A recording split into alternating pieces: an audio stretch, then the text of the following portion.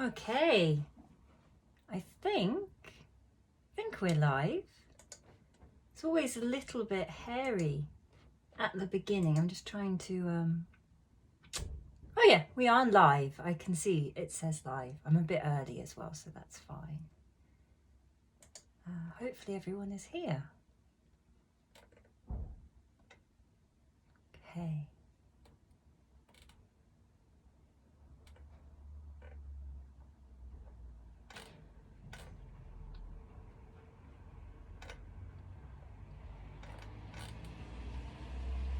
Oh, okay, 5 people. Hello, 5 people. It's telling me you're here. Hello, hello. Hello, Mariana. Hello. How are you? I hope you're good. Hope you're having a nice evening. We've just still a little bit early, so I will wait a second before we dive in. My mother would kill me if she heard me drop my T's like that. Can you imagine? Wait a moment, innit? I think my mum is in there somewhere. We'll have to see. Okay, so I'm going to set up a poll.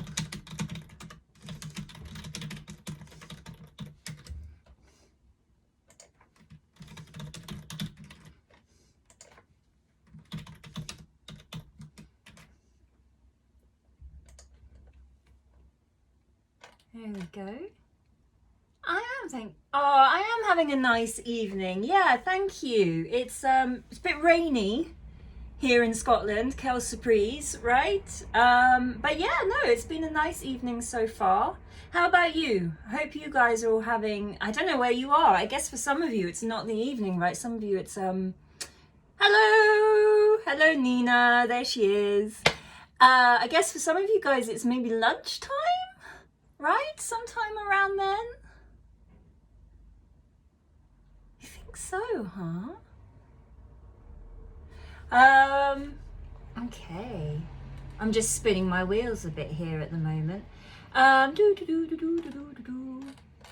So, things have been quite busy, I guess, in FD Lee land. We have had, it's just me, isn't it? God, that's because I'm thinking about B and Misunderstandings and all the rest of them, the royal we. But yeah, we have had a very good couple of weeks actually. I was on leave last week. I'm sort of working this week, and then I'm on leave again next week, and we've been doing lots and lots and lots and lots of adventurous and exciting things together, me and the gang, which I am hoping, I guess, that you guys are pleased to hear. I know it's been a bit of a dreary old time, hasn't it, waiting for this book to reveal itself. But yeah, you know, rest assured, it's slowly stepping forward and becoming something that may be a book, I guess, at some point in time. Mariana has just said that she lived in Scotland but escaped to Portugal. I think that's a very sound idea. Yeah, fair enough. And it's midday. Hi, Robert. How are you doing? Oh, you're okay. Okay, we've got to be very well behaved, guys, because Robert's working. So, you know, let's all be very professional.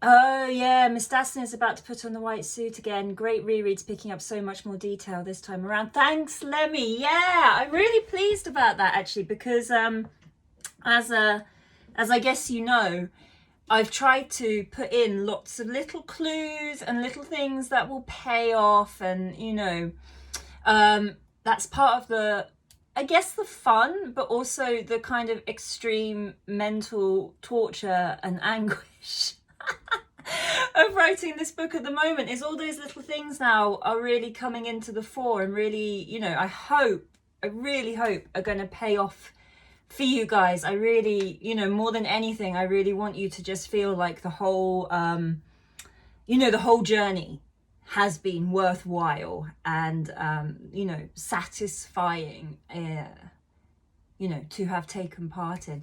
But yeah, Lemmy, I'm really pleased that you're saying that you're picking up more detail on the reread, because that just cheers me up so much. I can't tell you, because a lot of effort went into trying to make them valuable to read again, I guess. I love reading things again, you know, that's one of my favorite things, and also why I end up not reading as much as I should, because I reread things that I've already read. I think maybe a few of us are guilty of that. Okay, well, look, it's 5 past. We've got kind of on and off about 14, 15 people. So I'm going to kind of dive in to the reading element of the evening, or lunch, for those of you who are at lunchtime. And then we'll do some questions and some answers. So I guess fair warning, there is obviously going to be spoilers, partly because, you know, we're reading a new book together. So there's obviously things that you don't know because you've never seen or heard these words before. But there might also, I guess, in conversations and questions and stuff afterwards. Oh my God, hello Ashley, hello. Sorry, it's very excited hello there from Ashley, if you can see the comments.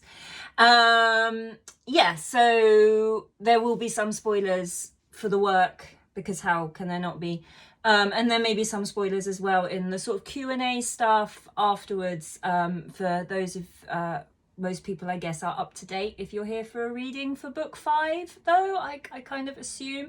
Or if you're here, you're one of those people like me, I don't really care about spoilers. I quite enjoy them, actually, sometimes. I like knowing sort of, oh, this is going to happen, so how's it going to get there? So last time we did one of these, oh, sorry, I'm reading the comments. I shouldn't have the comments turned on because my brain is not one of those brains that can kind of like do that sort of focusy stuff. So I'm going to leave you guys to kind of talk to each other a little bit while I'm doing the spiel, and then I'll come back to you. So apologies for that. Oh, hi, Simone. Hello. Yeah, so the last time we had one of these, I think, was a couple of months ago. I can't remember exactly. Time, you know, has no meaning really anymore, but sometime prior to the ever moving and increasingly terrifying now, we did a reading, and I read to you a little bit about Choki, and I read to you a little bit about Bee, if my memory serves me well. Tonight, I'd like to read a little bit about Carol, actually. I was thinking a lot today about what I wanted to share with you. And it's a kind of tricky balance, because obviously I want to share something new and something that will kind of pique your interest and get you all excited and like, woo. But I also want to kind of read something to you that sort of stands alone, because obviously it's just a little, you know, kind of 1,000-word chunk from the sort of 50-odd thousand words that exist right now.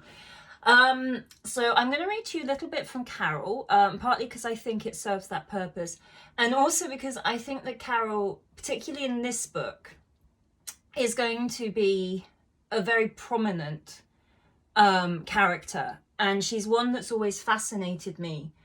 You know, when she sort of makes her first appearance, I think she shows up in even the first or the second chapter of the Fairies tale, in quite a sort of minor role.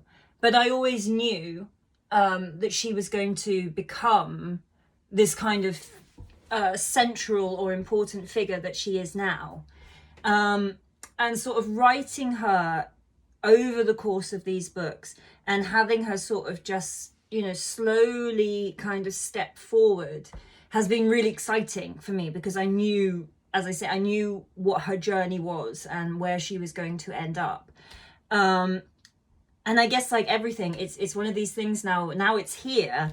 I guess that speaks to my slight nervousness that you will appreciate Carol in the way that I appreciate Carol. I should say appreciate isn't the same as necessarily liking. But I appreciate all my characters equally. So yeah, I'd like to read you a little bit from Carol.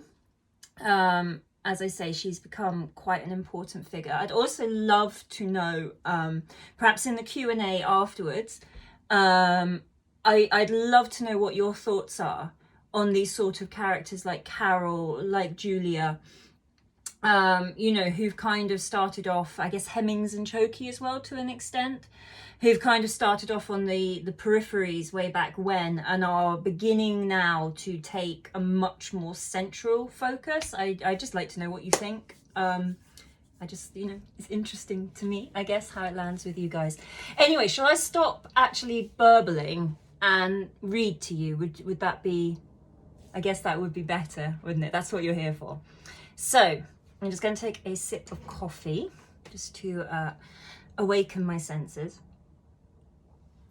And then I will read to you this chapter. Okay, so here we go. There is an odd emptiness to being free, or perhaps, more specifically, a sense of empty purpose.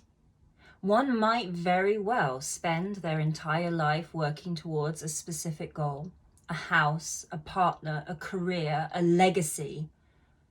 But once achieved, things can go south very quickly. The house isn't big enough, the partner isn't attractive enough, the job not important enough, the legacy not memorable enough.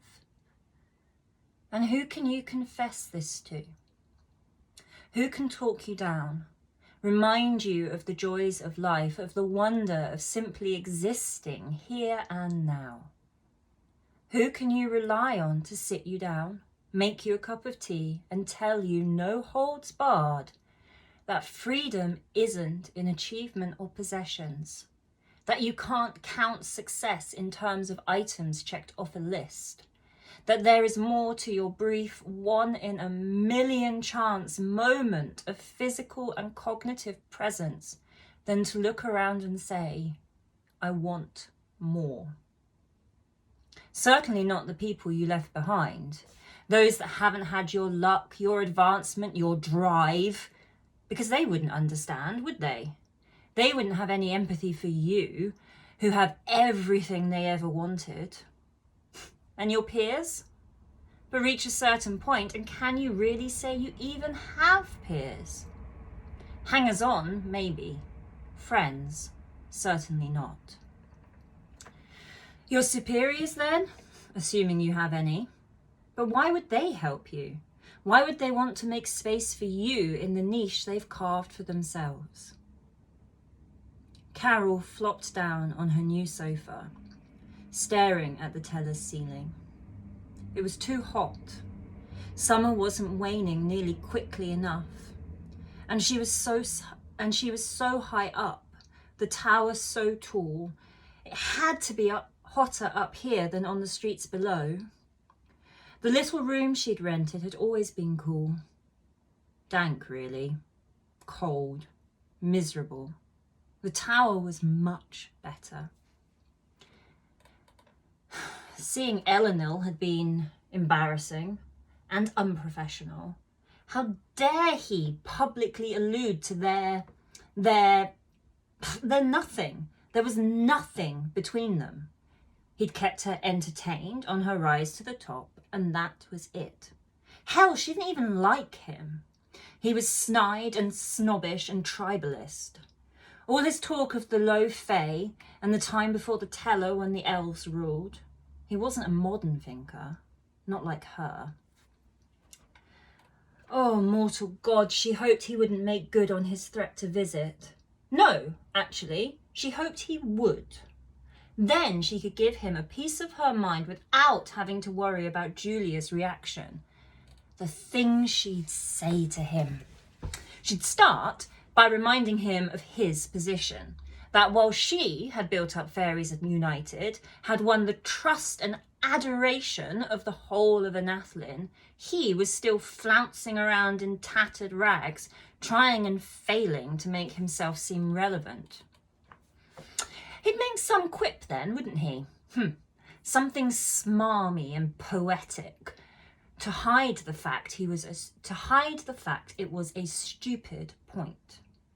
Carol bit her lip, imagining the kind of filth he might come up with to try and distract her.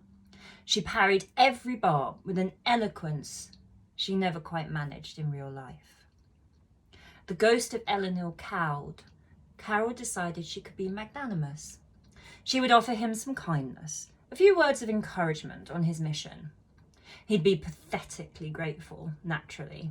He'd admit she'd always been the brains behind Anathlin again, and then he and his rotten sister were lucky she'd allowed them to be part of it.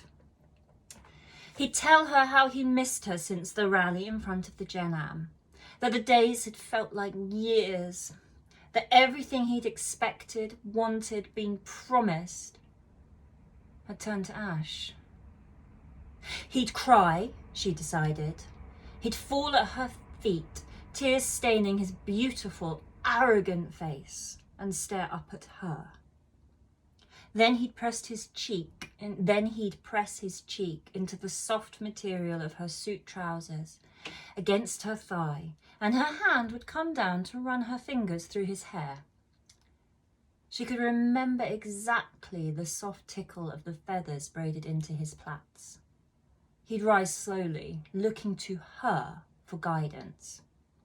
Her hand would move to his cheek, still warm from the heat of her skin, and slowly, so slowly, she'd lean forward and... Here, Carol's imagination faltered a bit. She wasn't quite sure how she'd ended up in this situation with him again, even in her imagination. She didn't like him. She could barely stand him. And yet... Hours later, Carol went to bed, ignoring the tight pain in her stomach that flared up just before she went to sleep. Elinor never arrived in the tower. Okay, so let me just come back so I can see you guys. So yeah, that was a little kind of snapshot into Carol, I guess, and how she's doing.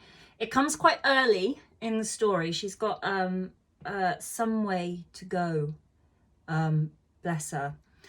But yeah, I wanted to share that with you, I guess, because I think for me, Carol has become not exactly a tragic figure, because she's the architect. I think in a lot of ways she's the architect of her own I was going to say demise, but not demise, don't panic, but sort of her own issues, I guess, because she just doesn't she doesn't believe in herself, I think. You know, ultimately I think with Carol she has I think she has a lot of issues around self-belief and self-value. And in a lot of ways, I see her as being almost quite a direct mirror to B. When I was first kind of designing the sort of core characters, this is going back years and years and years, but I was interested in this idea of thesis and antithesis, this idea of mirrors. Obviously, mirrors play quite a significant sort of literal role in the story, but I've always been quite fascinated with that sort of figurative sort of concept of mirrors and masks as well.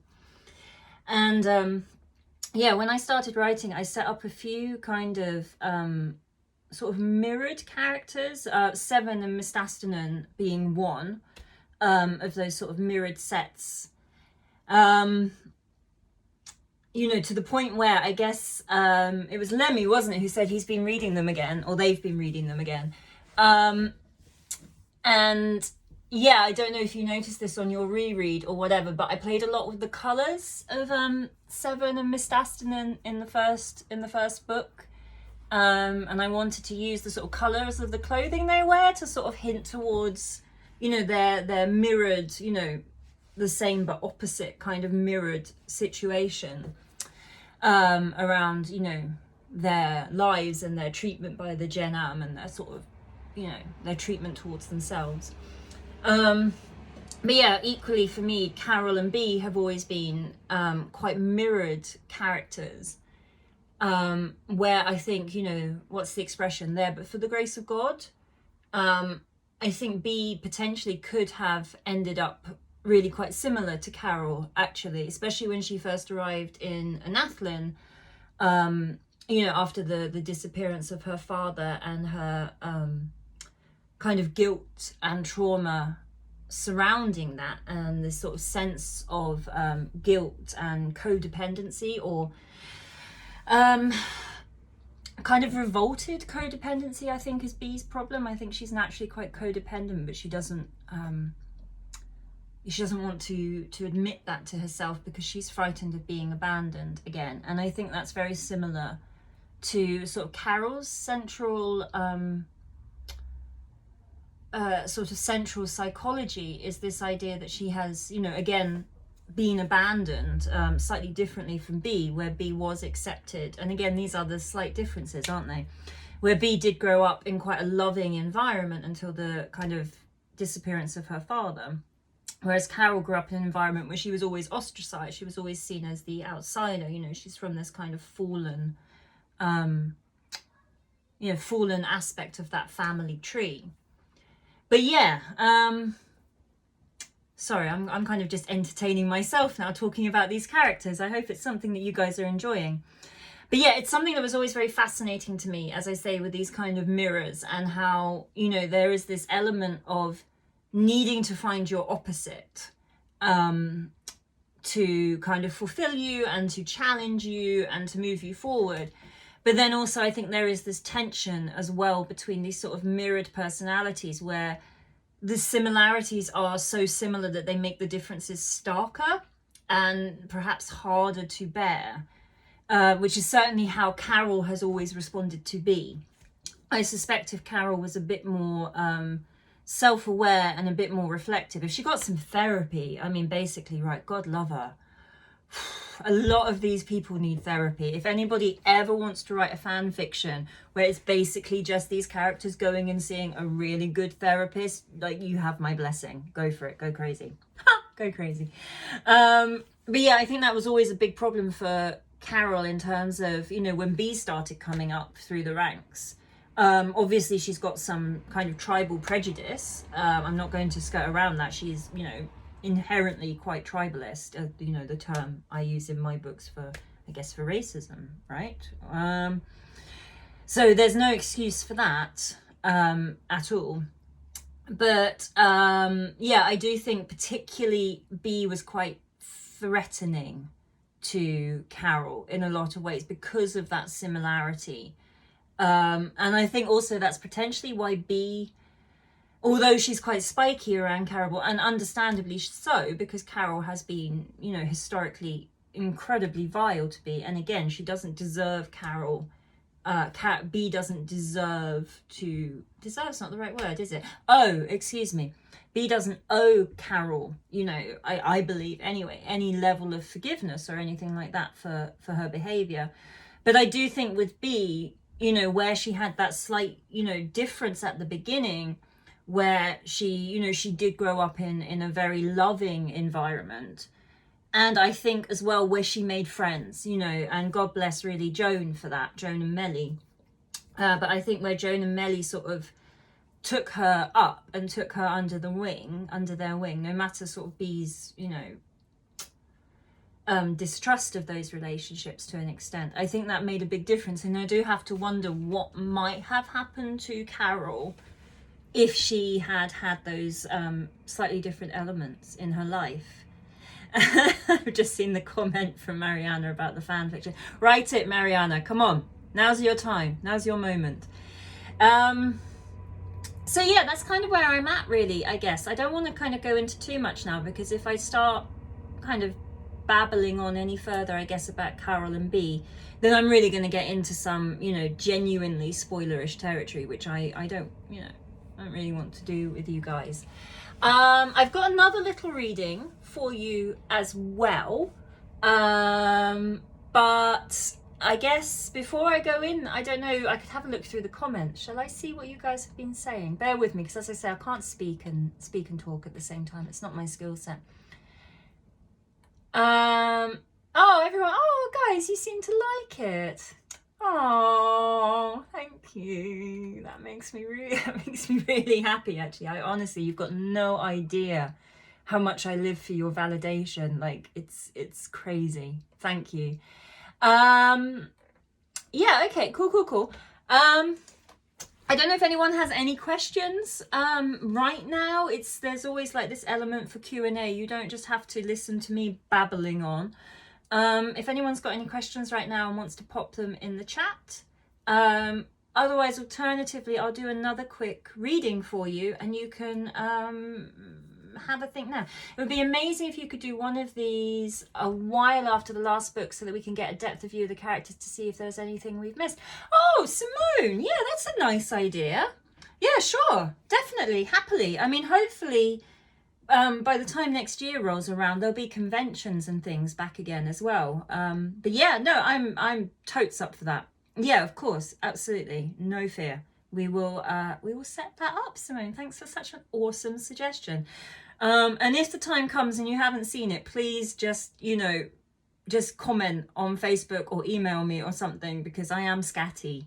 So yeah, just say, hang on, I remember you promised Simone, and I'll be like, oh yes, I did, because I think that's a brilliant idea. Yeah, Serena, absolutely right. Fab idea. Well into it.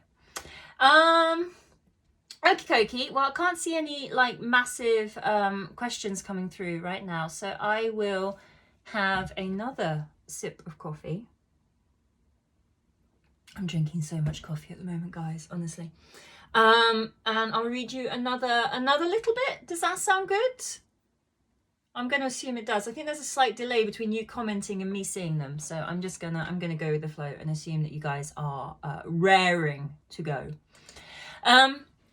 Okay, so again, this one is a standalone chapter, and it doesn't feature really. This is a dreadful introduction. It's a standalone chapter and it doesn't feature any characters you like or know. But yeah, no, the reason I'm choosing this for you, it doesn't feature, it's got no characters in it really.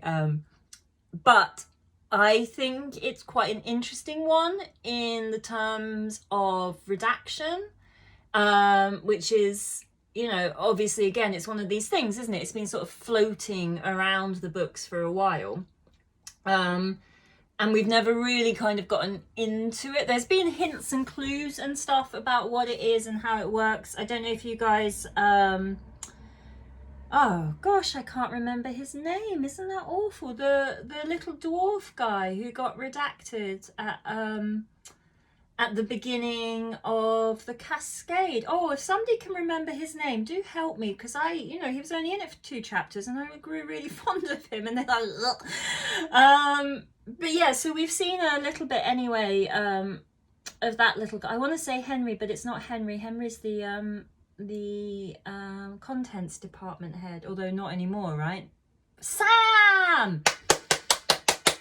Mariana, you are a star. Yes, it was. He was such a good guy, wasn't he? Yeah, thanks, Nina. There we go. It's everyone. You're much better than I am, aren't you? You're better parents than me. Gary. Oh, no, Gary. We do have a Gary. Gary's a troll.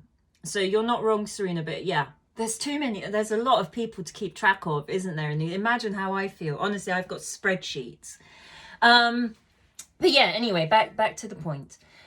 So again, thinking about, this kind of theme tonight of things that have been sort of loitering around the background and are, over the course of the books have become more central. Redaction, again, I think is another one. We learn about it very early on in the Fairies tale because B is understandably quite anxious around it. And we view, with B, the redaction in the Fairies tale, and we see it from B's point of view, and we experience it, the horror of it in that way. And then with Sam, we get a glimpse of it sort of leading up to that moment. We are with him through his realization of what's going to happen, and we're kind of with him to an extent into that process. For those of you that don't remember, he's it takes him a moment to kind of twig what's going on. It takes him a moment to realize that Miss Dastanen is or had been trying to protect him, and obviously wasn't able to. And he sort of spends his last few minutes thinking about his partner, and and then it just he's just gone, as is the nature of redaction. So the section that I want to read to you now is just talking a little bit more about kind of what redaction is and how it plays out. I'm going to assume it's no surprise to you guys to know that the lethanate is going to obviously come back into this story before it's finished. We know that Julia was very keen on it, and we know that some survived, that she had some left, but we haven't yet kind of discovered what her overall plan is for the lethanate, for the redaction drink from the academy. So yeah, again, I don't think these are huge spoilers. I think if you've been if you've been reading the books, which again obviously you have, I don't think that should surprise you that the lethanate is going to come. It's going to come out before the books end. So yeah, again, enough babble. I think, yeah, Sam's story, yeah, it was sad. Oh, thank you, Serena. Where I tell you what, I will come back to that question after I've done the reading, about the idea of redaction. Thank you for that, and I'll potter through the reading, and then I'll give you an answer. Perhaps, I don't know, I might need to think of one. Okay, anyway, here we go. So yeah, no characters that we know, but perhaps a little bit of lore for those of you that like lore. Okay. It is impossible to describe the state of absence that is redaction from the perspective of those within it. A thing can only be understood as empty when there is something full to compare it to, but redaction leaves nothing behind. To be redacted is to be made hollow, barren, blank. There is nothing left of the original person, no spark, no subsumed self, nothing. Those left to care for the dead-headed may believe that they see something of the person within the shell, their minds conjuring some fictitious quirk of expression or tone of voice that tricks them into believing that something still exists, lost somewhere in the darkness. Whether this is a kindness or a cruelty depends on the person. It is their problem, and they must come to terms with it however they can. They owe the redacted nothing beyond instruction. Perhaps that is an easier way to understand the moment of being erased than it is to understand the result. The last thing the redacted experience before their ultimate emptiness is the sound of music, a tune they have heard all their lives but never realized was playing. Only in that last microsecond of awareness do they hear it, and then only because it is fracturing, breaking, fading. And in that final moment, they understand in a way that anyone who is full, who is not aware of themselves disappearing, could not. The music is the universe, binding them to everything and everyone that was, is, and will be. The music is, and has always been, present. It plays in the light from the distant sun. It exists in the breath of life. It is there in the earth and rocks, fire and rain, wind and snow, roots and blood, electricity and atoms. It is in dreams, in birth, and in death. The music shapes the strings of reality, the spinning of planets, the pull of gravity. The music is, and redaction is not. They don't miss the song. They don't miss their friends, their family, their loved ones, or their enemies. To miss would be to want would be to need, and to need would be to have an awareness that they are incomplete. They are not incomplete. The vacuum inside them is whole and infinite. They are neither happy nor sad.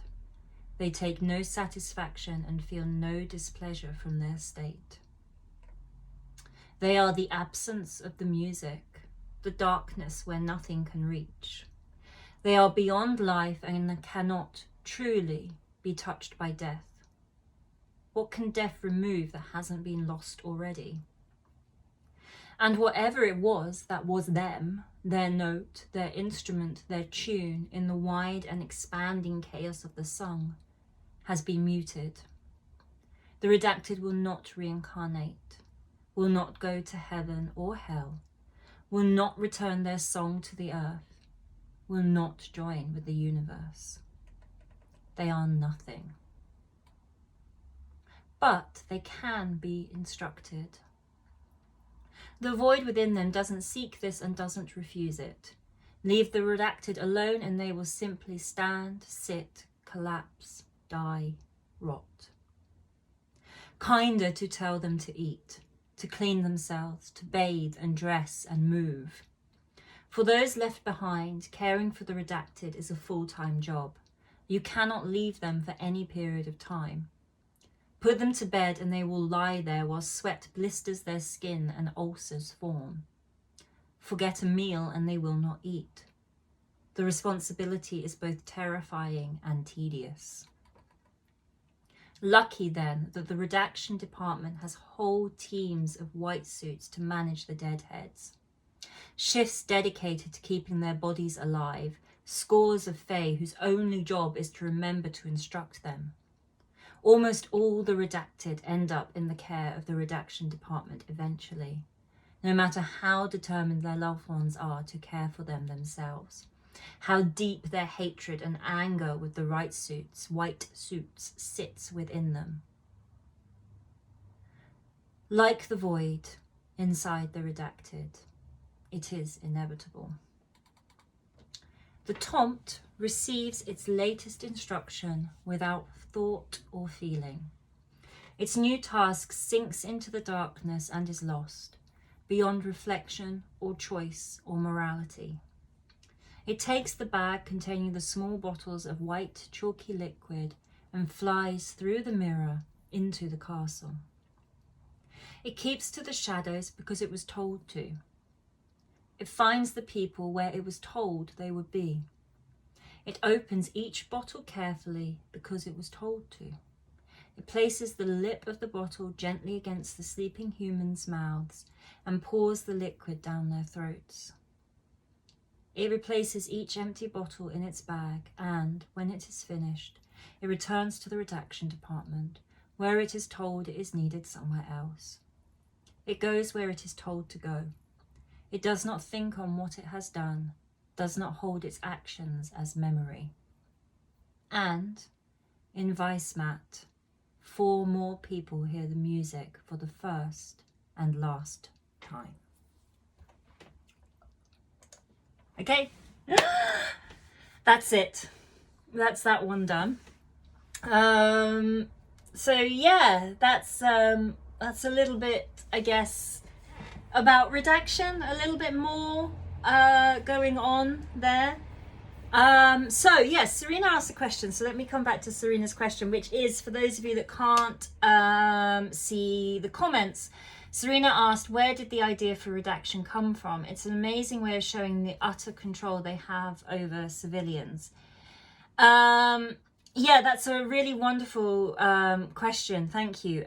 And I can't give a precise answer. Oh, thanks guys, I'm really glad you liked that chapter. I can't give a precise answer because it wasn't something wholly consciously thought of. I think because of the nature of stories, right? And the nature of, particularly in the Fairies tale, which, you know, was the first book, and at the time of writing, although I had these ideas for follow-up books, who knew at that point that I would write them, I guess, and who knew that people would read them. So at that point, I was just very interested in that kind of focus within the Fairies tale about, pre-written destinies and stories. And, this kind of idea of happy ever after. And yeah, so within that context, and thinking about, well, what's the worst thing to happen to a book? What's the worst thing to happen to a story? And obviously, or at least in my opinion, I guess it's censorship and the stopping of knowledge. And obviously the idea of redaction has kind of a sociological kind of collocation, I guess, with acts that are quite sinister, right? Like you think about, or at least for me, I think about redaction, I think about things like, the extremes of 1984, but then also kind of the realities of, government and war and things like that. So for me, at least anyway, just the concept of redaction very closely allied to, very closely sort of mentally collocates with these sort of blockages towards truth and towards learning and towards growth. And then I guess on some level, I mean, none of this was conscious. I'm sort of, even as I speak, I'm kind of teasing it out because none of this was particularly like a light bulb moment. It just sort of dropped onto the page and I knew it was right. But I think particularly in a world for the Fae, where so much of their culture and identity is focused around the idea of their narratives, their kind of the narrative of their self, and obviously also the force narratives that they both participate in and distribute, I guess. It just seemed very naturally like this is sinister and it's worse than killing people. It's at least I think it's worse. I know there's a line in one of the books, and I can't remember which one, but Julia is reflecting on redaction, and she's reflecting on how efficient it is because it sort of works twice. It's buy one get one free, because you get the ceremony of the redaction and the kind of the pomp and ceremony of that, and these magic words that are spoken that clearly don't matter because we've got a redacted Tomty going off at the moment redacting people. So there's that element of of pomp and ceremony during the redactions outside the Gen Am, which obviously has power for Julia and her department.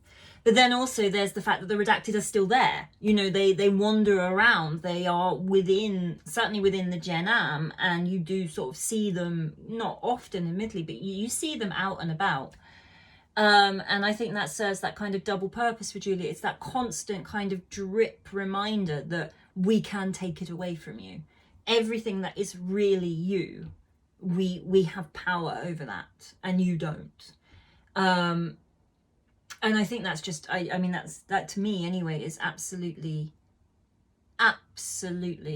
horrendous, like horrific power to have and to wield.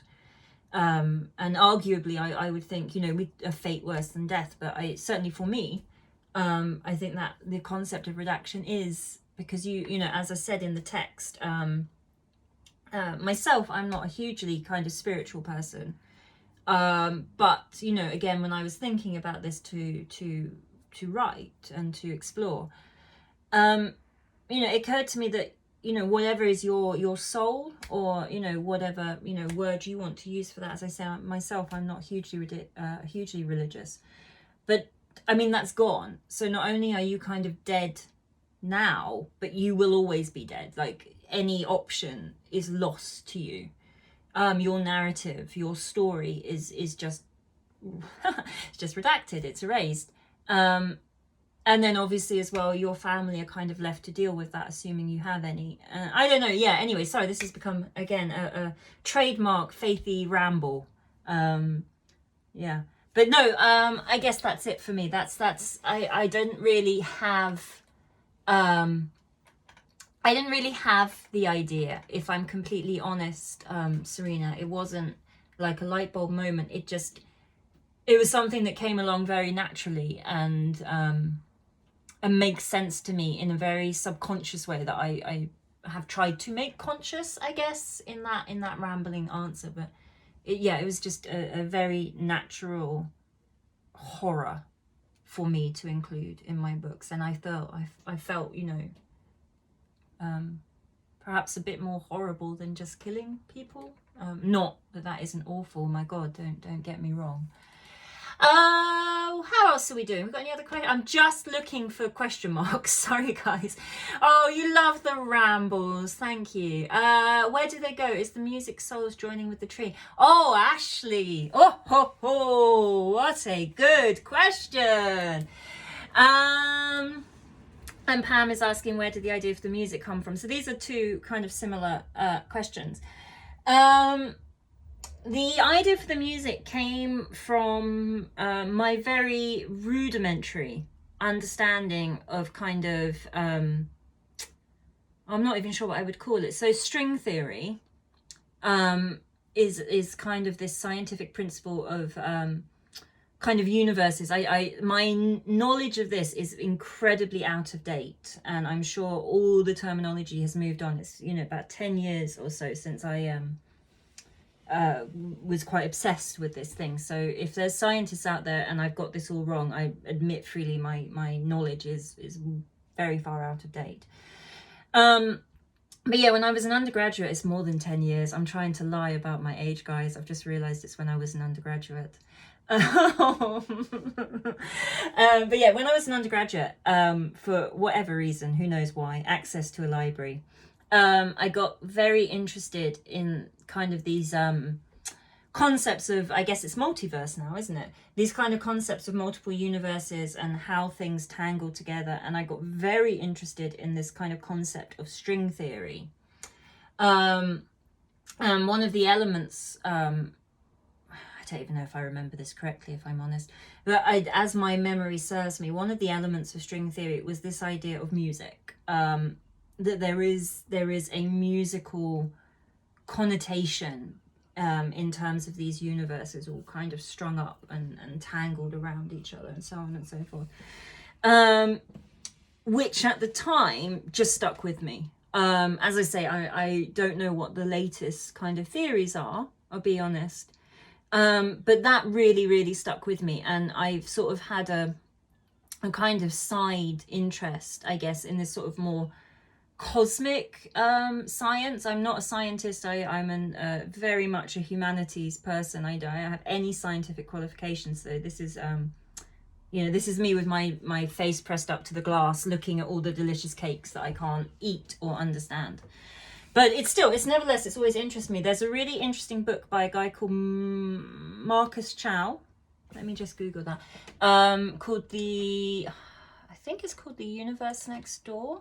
Give me 1 second if I can find it. Hang on. This is what's quite nice, I guess. Oh, okay. That's not the one I was thinking of, but I've just seen he's released a new one. Sorry, guys. Yeah, so it's Marcus Chown, I think. The Universe Next Door.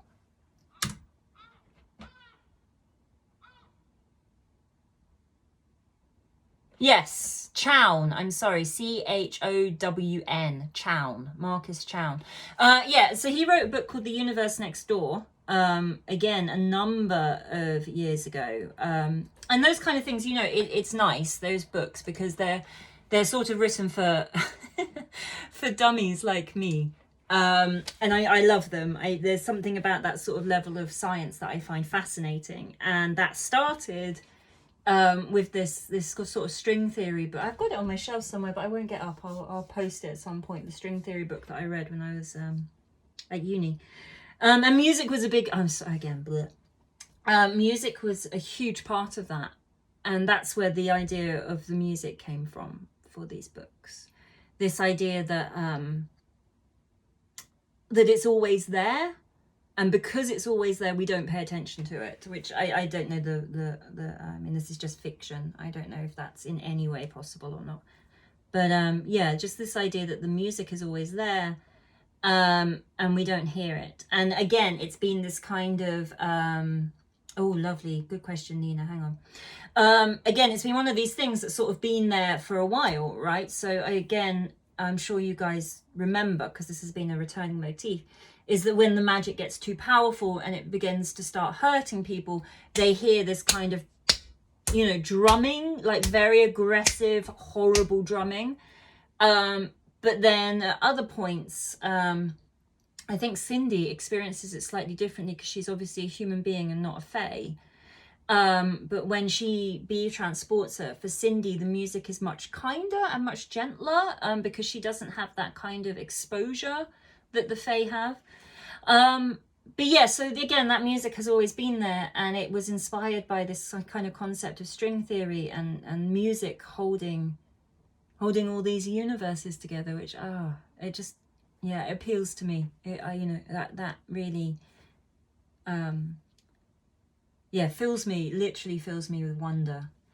So yeah, blah blah blah, that's where the music came from. And the idea that the redacted don't hear the music came much later. That really came with Sam. Actually, I didn't know that at the beginning, but yeah, when I was experiencing it through Sam, that made sense to me.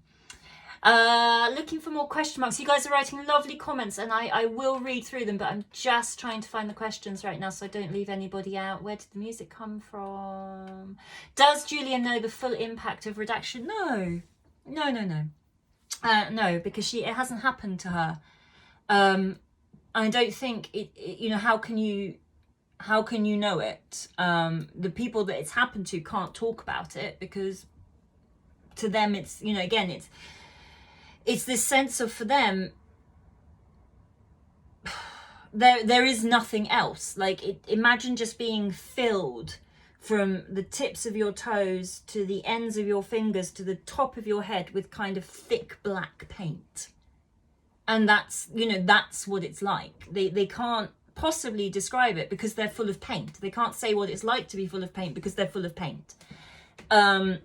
So no, Julia, I think, doesn't understand the full impact of redaction. A follow-up question to that, I guess, might be, would she care even if she did, right? How much do you think, even if she had that understanding? I don't know how much, or how much do you think, I guess, is my question to you. Ha ha ha, flipped it. Question to you. Would be, how much do you think actually Julia would care? Do you think it would change her plan if she knew? I have my opinion on that, but it's always interesting to know what you guys think as well. Let me just have a look through some of the comments that aren't that have question marks, because you guys have been chatting away and I've lost it. Oh, dementia. Yeah, depression. Sorry, I'm reading the comments. For those of you that can't see them, people are saying that the redaction has a kind of flavour of depression and dementia about it. I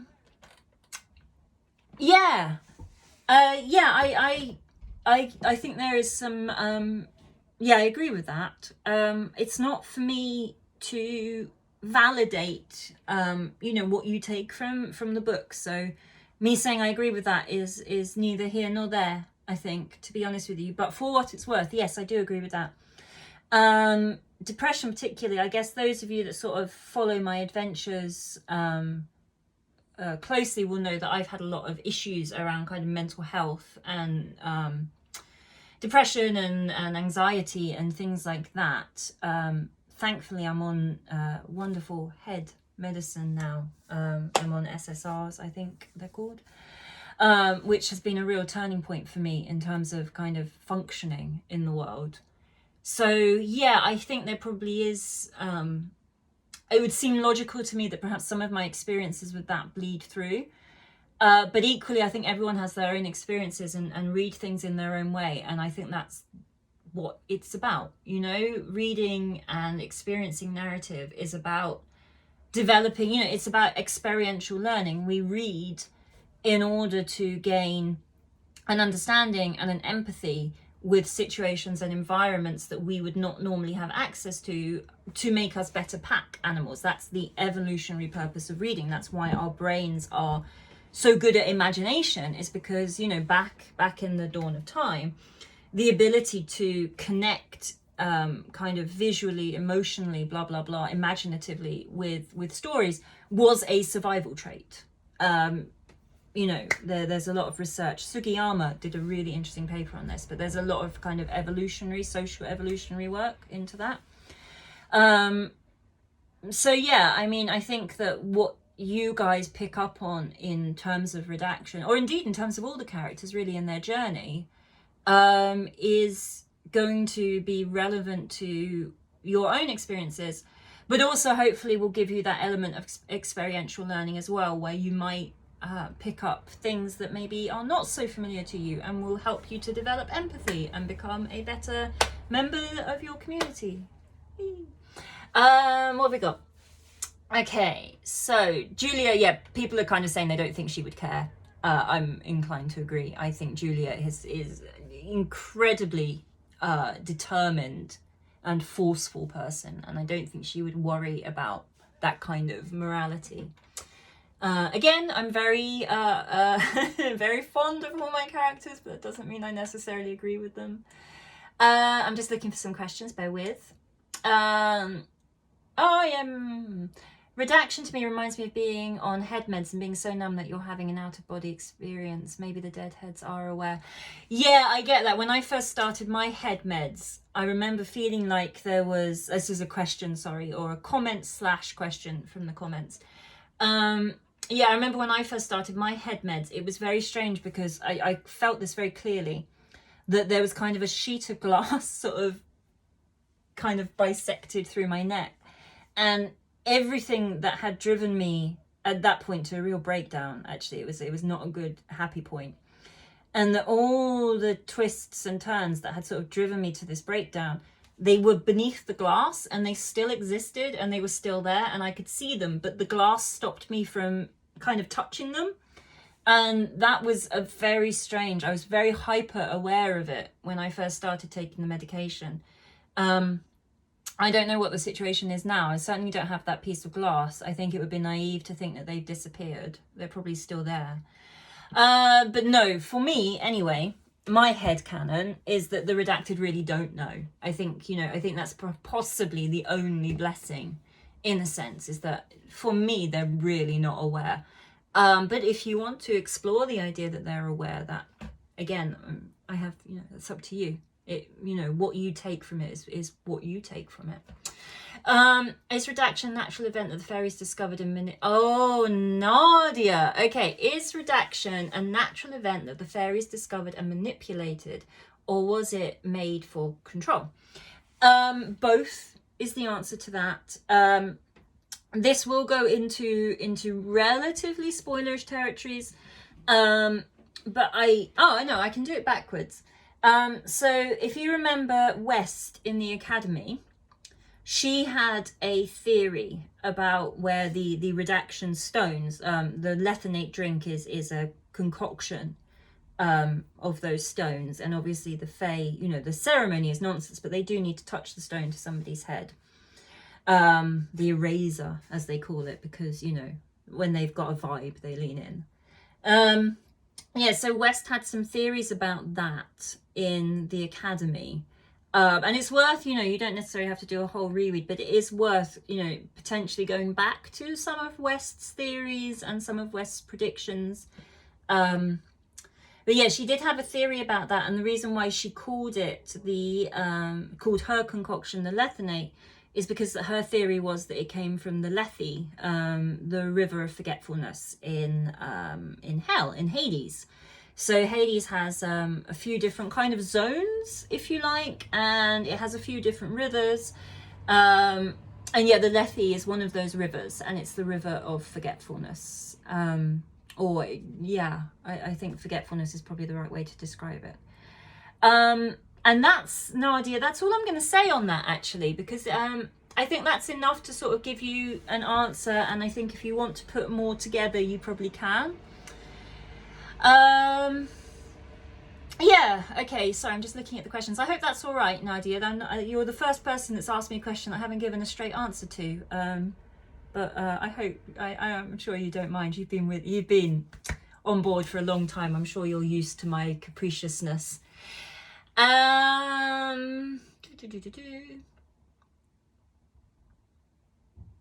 Nadia's going to reread the Academy. Yeah, do it. Reread it. Reread it on Kindle Unlimited, because then I get paid for the rereads. Will we see more of will we see more of the Greek mythology side of it? Yes. Yes, absolutely. Again, it's one of those things, I think, the Greek mythology side of it has been, again, one of these sort of things that's kind of ticked away in the background, obviously through the beast. The Cerberus is obviously straight out of Greek mythology, and Mistastinen's connections to those worlds as well. Whoop! And again, as we find out in the academy, you know, Mistastinen and the Cerberus and their kind of connection, and obviously again his relationship with the Shadow Master, as he calls him. But you know, West is quite upfront and says, look, it's, you know, this is Hades and you should call them by their name. And Mistastinen is kind of too messed up, isn't he, at that point in time to sort of have that kind of bravery, because it is bravery. But yeah, so the Greek mythology side of things has again been sort of rumbling away in the background. And yes, will all of these things, like I say, all of these things have sort of been rumbling away in the background. Hopefully at a fair pace. I hope that they've sort of been, you know, the increase has been steady. I guess that's my cat. It's Fizzy, guys. Fizzy's yelling at the door. Hang on. This is so professional, Fizzy. Can you come in and say hello? Oh, he's gone. Oh, Fizzy. Yeah, so I guess this is part of my kind of anxiousness, I guess, around this book, is the fact that there's all this stuff that I've been seeding and sort of, as I say, kind of increasing at what I hope has been a level enough pace to keep it in people's minds, but not to overwhelm the kind of events of that book happening at that point in time. That's what I've aimed for. I've genuinely, I guess we won't know if I've succeeded until the book comes out, which is the 5th book, which is really scary. Really, yeah, really, really scary, I won't lie. But my hope is that, yeah, all these things, the redaction, the music, the mirrors, and what is going on with the mirrors. Oh God, I'm signing my own death certificate here. The Greek mythology, I guess, in as far as it relates specifically to Mistastinen, I'm, you know, we're not going to suddenly move over to, you know, Helen of Troy or something, because I will have a nervous breakdown. And also the you know, Yarnis and the Rhyme War, which again is something that's been cropping up, and again cropping up with more regularity, particularly in the Cascade. Oh my God, I really hope that all of this is going to come together and be worth your time, all your time, and support and reading and reviewing and stuff. I hope that all of this will come together. I do admit this is part of the reason why this book is taking slightly longer. COVID hasn't helped. I think, like many people, and I've spoken about this before, I took a real kind of fatigue, maybe is the word. It's probably depression, isn't it? But I was very fatigued throughout a lot of last year, and I didn't have any creativity at all. This year is better. But yeah, no, it's still going quite slowly, because I'm super, yeah, I'm really nervous that you're all gonna be like, yay, it's the book, and you're gonna read it, and you're gonna be like, what? Where did that come from? That's rubbish. But I think that everything will seem natural. You may not, I guess, no, I'm not going to say you won't like it, because I think you will. But I feel like everything that's going to happen in this book will, within the context of the story, there shouldn't be any moments where you're like, I don't understand why that happened that way, because I've been working hard, I think, to get the events of this book. And there are some events in this book. This book is very eventful, I think. With the Cascade was in some, I mean, obviously there were huge events. I've gone over an hour. Oh gosh. I'll wrap it up. I think obviously in the Cascade there were huge events, right? Like Julia became the narrator, and you know the glossary department, you know, was created, and you know there were ginormous events in the Cascade. But I also feel with the Cascade, it was a lot more character, like it was a real character study in a way. And this book is going to be, there's going to be a lot of big events in this, and it's going to be not less a character study, because I love my characters, and one of the things that I write characters, so I assume you guys love character because you read my books. But I'm going to be taking a lot now on faith that you guys know these characters. Like, I feel like I've spent a lot of time, hopefully, you know, in introducing you to them. And this book, I'm jumping 2 feet into, okay, this is what's happening. Stop second guessing and just work your magic. Thank you. Yeah, you're right. It's ridiculous, isn't it?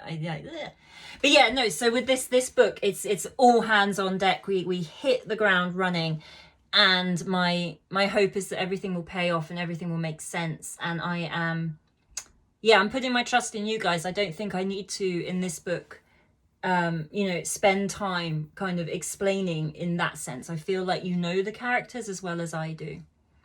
Yes, love and not so love some of the characters, but that's what makes the books enjoyable to read. Yeah, thank you. That's what I enjoy reading. So I write what I like to read, and I read what I like to write. I'm just gonna, it is now 9 o'clock. I did say this would last for an hour, and I've got no time management skills. So if you want to pootle off, please do pootle off. Those of you that came on your lunch break, perhaps your lunch break is over. The recording will go up on Facebook kind of instantly, and I've been recording it here as well for a backup, so don't worry. But I'm just looking through the comments. A mad scientist. I feel like you are a mad scientist. An experiment you have been working on for years is about to be perfected. Wonderful. Yes, thank you. Me too. Oh, thank you, Mariana. That's lovely. I feel very privileged to hold that position. It's a bit surreal, but thank you. I have loved all the readings so far. I've really liked doing these readings. I said this last time. Night, Ashley. I think you've gone, but night. Thank you for joining us. I hope you get a good sleep. Will we see? I think I've caught up with the questions now. Will we see more Greek mythology? Da. Boo, boo, boo.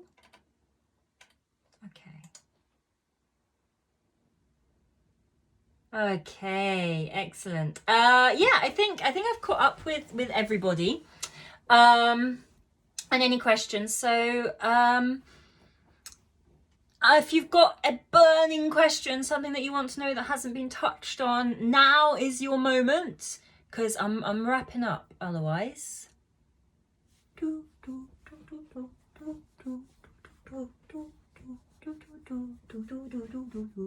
anybody know the countdown music? I don't know the countdown. Oh, it doesn't matter, no one can hear you, can it? How does countdown go? Do do do do do do. Boo! All right. In which case then I'm gonna call it a night. I've been very good. I've been drinking my coffee, but I now have my rewarding gin and tonic. Will there be another reading? Yeah, I reckon so. I'm enjoying these, and it seems like you guys are enjoying them.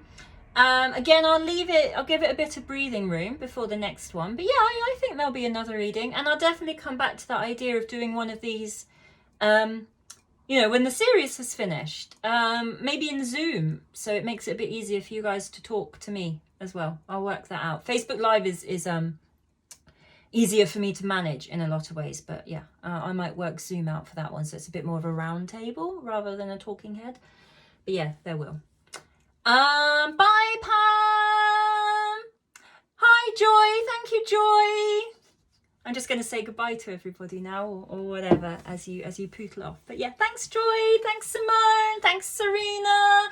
Thanks, Nadia. Always thank you, Nadia. Thanks, Mark. Thanks, Ashley, who I think's gone to bed, but thank you very much. Thank you, Nina. Minus all the redacted people in the world. For Nina there, that's a little special thing for her. I can't scroll up any further. There's a limit on my scrolling power looking at this from behind, so I do apologize if somebody's there that I haven't name checked. Know that I love you, and I'm sorry if I haven't name checked you. It's the perils of being on this side of the screen. But yeah, thank you so much as always for all your support, and it genuinely means the world to me. It really, really does. Do not underestimate how important to me you are. Okay, I'm gonna end. See you soon. Bye bye.